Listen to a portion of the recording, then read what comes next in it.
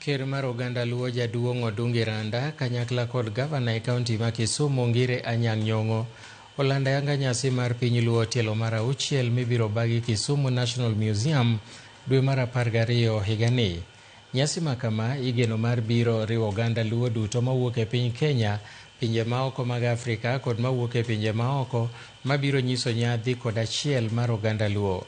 Gavana Nyong'o wacho ni nyasi makamano biro bero uchumi kokalo e ting'o malo weche mag ohala kaachiel gi dongruok e kaunti no, koyango ni kamati moyiedhi ibiro telne kod jalupne Dr. Matthews Owili.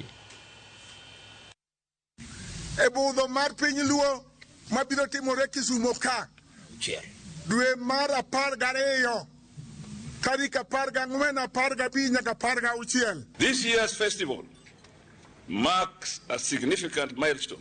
We intend to strengthen cultural ties, expand economic opportunities, and harness the full potential of our people wherever they are. I am pleased to announce the immediate establishment of the Technical Committee for the 6th Piny Luo Festival. The committee will be chaired by the Deputy Governor of Kisumu County, Dr. Matthew Owili here, coordinate all preparations, mobilize resources, and ensure the successful delivery of this important event. Jowa mang'eny ong'e kaka joluo hero rais. Jowa mang'eny ong'e kaka Kenya hero rais. But when we have Piny Luo, there must be a session in which joluo paro Raila, Gibabane, Ramogi, Odinga. Nikech nyithindo duto manie pinyni konyuolgi in future, they will have to know our heroes and those who fought not just for Luoland, but for Kenya and Africa as a whole.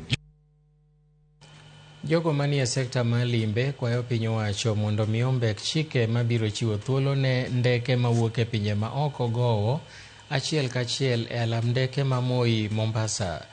Magi ne giwacho nyasi mar sidho jopuonjre mahayo 300 midhi sidhi bang' tiegore lony mopogore opogore motenore gi sekta mar limbe kadwadh nam chumbi. Joja oko nigi ler mathoth.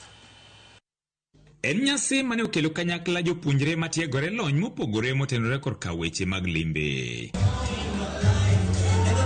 Kae, jopuonjre go ne onyiso mor margi bang' tieko tiegruogno ma isiro gi piny owacho e bwo gucho omenda mar Kenya Tourism Fund e bwo chenro midendo ni Recognition of Prior Learning. I was not able to do my exams, but thank God they paid for my school fees and I was able to do my exams. I'll be graduating soon. At the end of it all, you get to have a certificate and you get to grow such that you can move from one department to another and get actually much more better. Taaluma kama hizi iendelee ili angalau watu kama na mimi ambao kupata nafasi ya kujiendeleza wakiwa wadogo wanaweza jiendeleza wakiwa kwa umri kama mimi mwenye niko nao.